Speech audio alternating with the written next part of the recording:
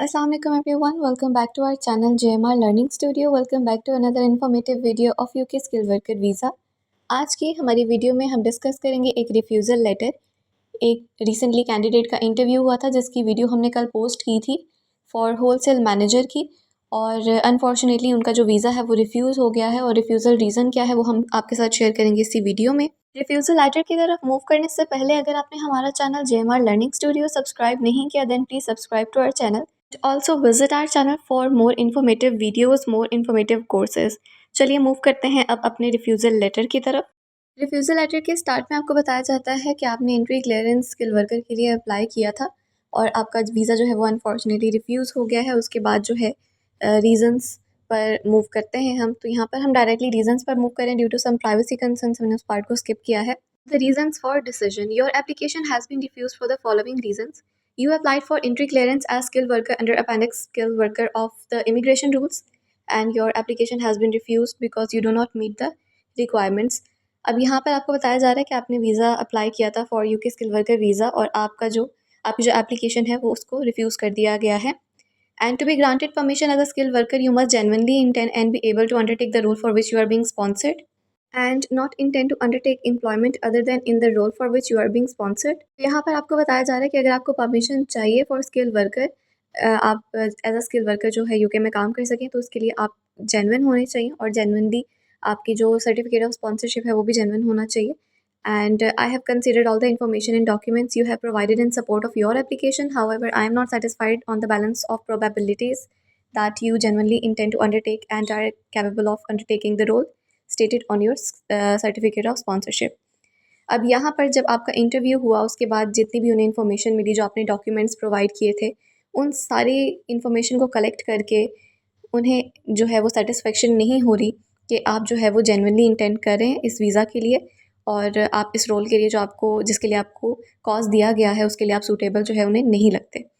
After initial assessment of your application, you were invited to attend an interview which was conducted via video conference on the 18th September 2024, and you were asked a series of questions to establish whether you genuinely intend to undertake and are capable of undertake the role of wholesale manager recorded on your certificate of sponsorship. अब यहाँ पर आपको बताया जा रहा है कि जब आपका इंटरव्यू हुआ 18 सितंबर को और आपसे जितने भी क्वेश्चंस किए गए, उन क्वेश्चंस के बाद भी उन्हें ऐसा लगता है कि जिस रोल के लिए आपको चूज़ किया गया है, जो रोल है आपका लाइक होलसेल मैनेजर, उसके लिए आप जो है वो कैपेबल नहीं है, और उन्हें लगता है कि आप जेन्युइनली इंटेंड नहीं कर रहे.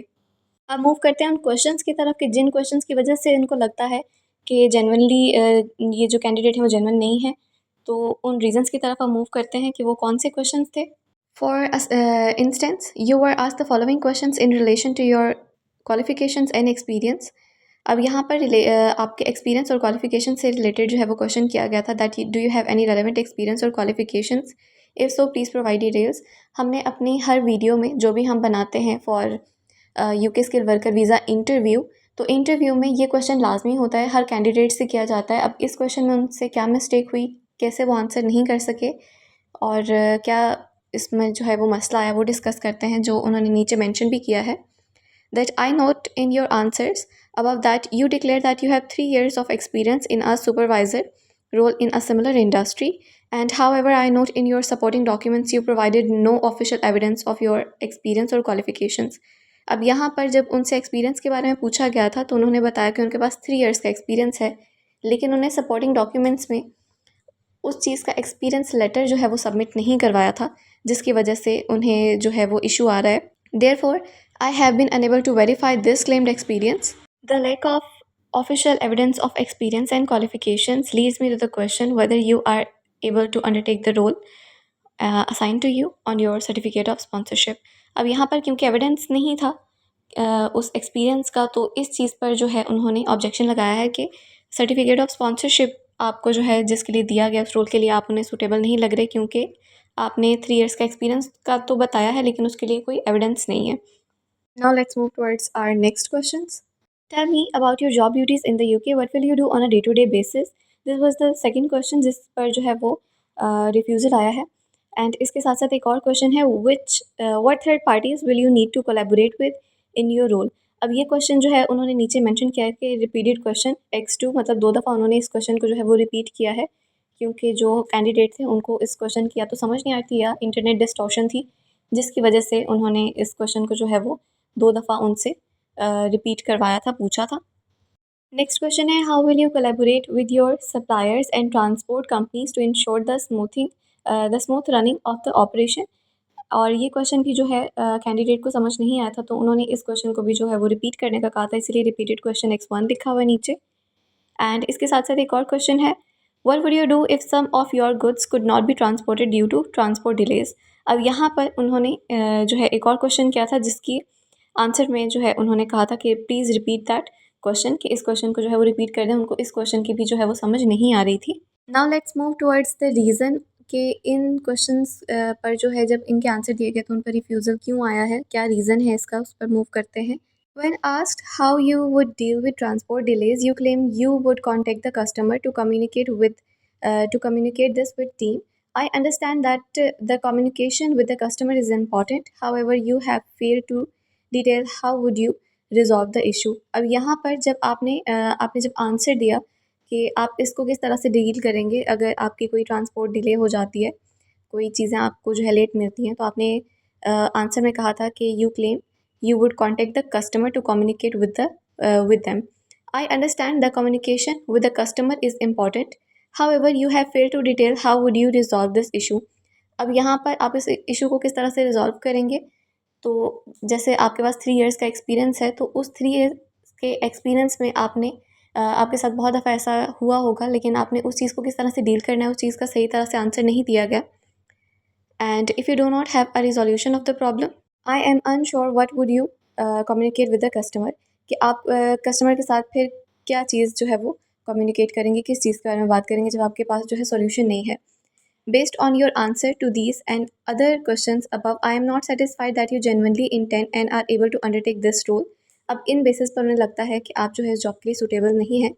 फाइनली और लास्ट पे आपसे पूछा गया था कुछ आपके जो है बेसिक क्वेश्चन, जो कि हर कैंडिडेट से पूछे जाते हैं। Have you applied for any other jobs in the UK. जब आपसे पूछा गया कि आपने किसी और जॉब के लिए भी अप्लाई किया है, then the candidate answered in yes. And उनका नेक्स्ट क्वेश्चन था, इफ़ सो व्हाट एल्स, कि अगर अप्लाई किया है तो फिर किन जॉब्स के लिए अप्लाई किया है, जिसका उन्होंने आंसर नहीं दिया। और इसके साथ साथ एक और क्वेश्चन है, where would you be living in the UK, can you give me the full address, and who will you live with and who has arrange that. Accommodation से रिलेटेड जो है वो क्वेश्चंस किए जा रहे थे, कि क्योंकि उन्होंने ऑलरेडी अपनी अकोमोडेशन फाइंड कर ली थी, तो उनसे फिर इस बारे में जो है वो डिटेल से पूछा जा रहा था। और अकोमोडेशन से ही रिलेटेड उनसे कुछ और भी क्वेश्चंस किए गए, that like the name of that friend and how much is your rent going to be, also whose house is this, how did he find this address, and do you have a tenancy agreement. और उनका agreement नहीं था, सो उन्होंने आगे मज़ीद जो है वो क्वेश्चनिंग की कि why not, what is tenancy agreement and who is letting agent और लैंडलॉर्ड। अब ये सारे क्वेश्चन जो है उनकी अकोमोडेशन से रिलेटेड हैं, क्योंकि अकोमोडेशन उन्होंने फ़ाइंड की हुई थी। सो अगर आपने भी अकोमोडेशन फ़ाइंड की है, तो ये बेसिक क्वेश्चन हैं जो आपसे पूछे जाते हैं, आपको इन सब का आंसर जो है वो पता होना चाहिए। इन सब क्वेश्चंस की डिटेल उन्हें ज़्यादा नहीं पता थी, इस वजह से इन पर भी जो है वो ऑब्जेक्शन आया है।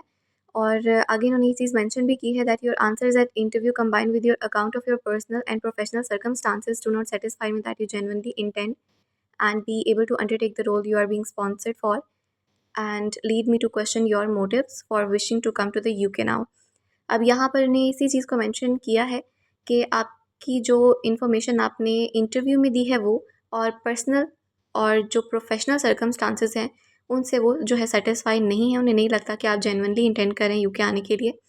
And at the end of the interview you confirm that you understood all of the questions, that you were happy with the conduct of the interview, and that you were still feeling fit and well, and you do not have any other information to add. I am therefore satisfied that you were given an opportunity to answer all of the questions of your best of your ability.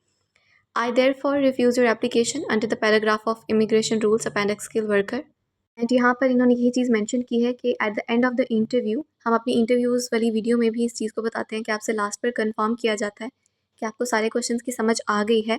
आपको समझ आ गई है अगर, तो फिर ही जो है interview को एंड किया जाता है, और आप जो है वो फिट फील कर रहे हैं, वेल फील कर रहे हैं। तो ये सारी चीज़ें आपसे जो है वो पूछी जाती हैं, और आपसे ये भी पूछा जाता है कि अगर आप कुछ इन्फॉर्मेशन ऐड करना चाह रहे हैं तो आप इस पॉइंट पर कर सकते हैं। तो अगर आपको कुछ बताना है तो आप उस पॉइंट पर भी बता सकते हैं।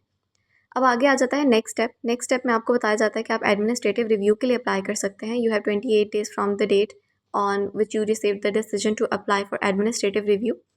जिस दिन आपको जो है ये रिफ्यूज़ल मिलता है, उस दिन से लेकर आगे 28 डेज़ तक आपके पास टाइम होता है कि आप जो है वो अप्लाई कर सकें एडमिनिस्ट्रेटिव रिव्यू पर।